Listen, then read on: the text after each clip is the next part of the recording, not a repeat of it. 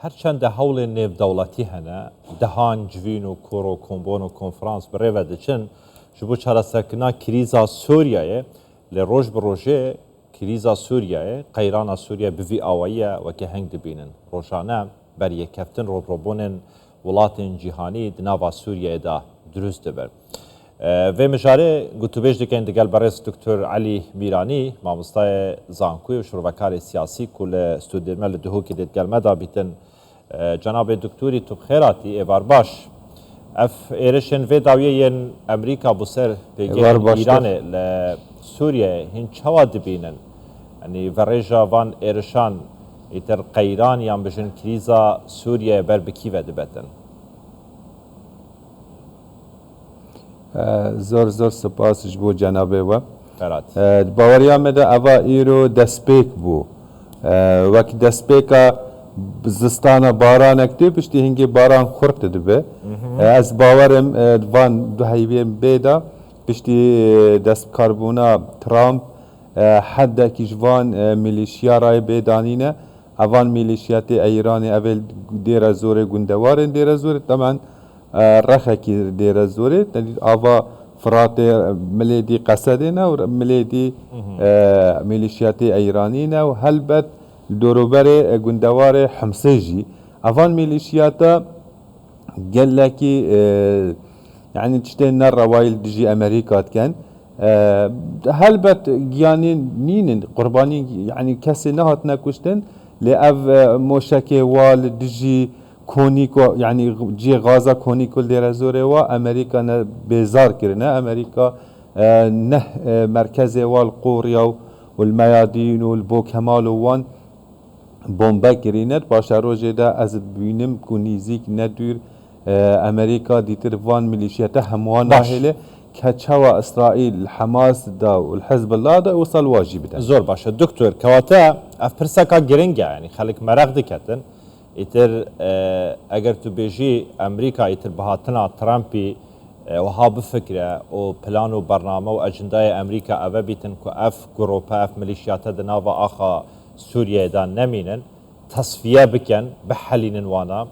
ايتر اف يك دبرجوانتيا خردبونا رژیم سوریه دانینه؟ نه رژیم سوریه وقتی خو حتی 2016 والبرکتنی بو یعنی دسته خدای بر رژیم نهشت رژیم بکوه روسی بون و ایران و حزب الله بون یعنی حزب الله ایرانی وانشت و میلیشیا فاطمیون و نجبا وان زینبیون وانشت دما اف میلیشیات ضعیف و بیجنا برن رژیم سوری مجبور به او پالپشت و سپانسر داعمه وی هگه ضعیفن برگلک تشتارا بر جارسریه کی را به او تعنت او سر رقی او رکیان هات دیدانی نامینه بارم او آریشه سوری جو وقتی او ملیشیاتا نمینن او آریشه سوری جی برف جارسر بونه و یعنی طریقه بریکی جریکان کو خلقی که دورانه میزرین هر رژیم هر خلقی نورمال هر اپوزیسیون و بگینه چارەسەریە کی کو او تشتا ایرو رژیم خپید بینه خورد او تشتا دستوید او داره ستوری دستوید اگش دستوید بکوه او رژیمه جی او سقف و اکتیار بتا و خلقی بتر جناب دکتوری بریا چند که لوانه جی جناب تجی متابع بیتن سروی که کو داخویانه که بشار اسد هبو داخل امریکا و ایران و لانن دنیاوین جهانی دناوا سوریه داکر بو کو خاکا سوریه یا آخا سوریه بکارنه اینن بو تصفیه کرنا حسابات خوا روبروبون خوا ببندر وی خاکا سوریه یعنی اف داخوانیان بشار اسد جی بر مبنای بر چافرونیه که نیه کو تشتک بدست خستی او دارتون هاد بیجی ایتردار بهستر دست خدا گیتیه جبو راگرتن اخوا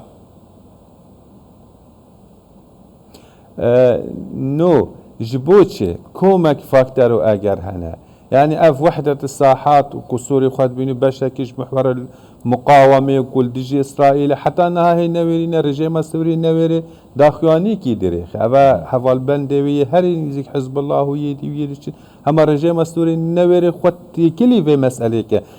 هند اسرائیلی هندك هز اسرائیلی کتنا حتی هاتنا قنایت رو حتی داخل سوریه بیونجی سوری نویرویتشتی اشکره بکه از باورم او رژیم سوری گلکی لاواز بویا یعنی سوری بخوا او نقشه سوری هاتی دابش کرن او طرطوس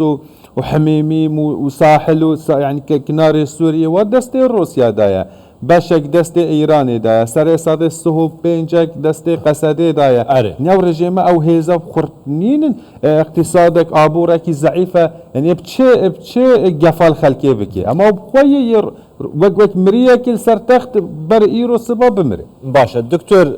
يعني اجاب كرتي برسف بداي اتر تبخوشي دزاني بسركتنا ترامبي جال بشاتين امريكا قال لك شروفه دهينا كيرن قال لك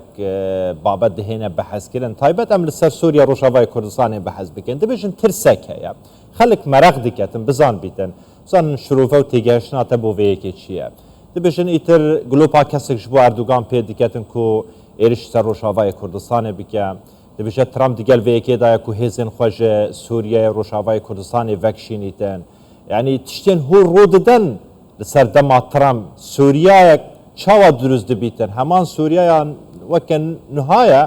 یان سیناریو اندن چاوره دکن بهاتنا ترامپی برسا جنابت برسا تا گله کی گرنگ باز مجبور از کرد بکمه تمام اوه وهاد بیجن اوه تجربه کی تحل هيا بشت تلفون ترامپی و اردوغانی کو قبول کر سره کانی وعفرين او ترك داخل بأجويت شتي ترسن لتشتكي باش تشيبوك ووزير كونوكا ترامب كسك البجارتيا ببا وزير اجدار في امريكا او دجي في بينغافا هبو او بيجد في امريكا اف خدمتا كيرا اف قرباني وتشدان تشينا بش سوريا بكشاندن احتمال ايرو مبجاوي خديت هزك امريكي باش داخلي روش اوای کردستان بو از باورم ترامپ استفاده هندک و خلطیا دا که کو بنگه خول سوری و سهم برحت کی تسلیمی ترکانا که هلبت ترکا گوت ام بجنا امریکا بلا خو وکشینه در وقتی امریکا به وکشاندن اول صالح ایرانی ده صالح روسیا ده صالح اول دربه کی مزنش بو کرد سوری لی از باور ناکم امریکا وها بکه زور باشد دکتور علی میرانی مامسای زانیگه شروعکاری سیاسی الاستودیون مل دهوکت گل ما بو گلک سپاس دکتور جبو شروع انتهن هر هبن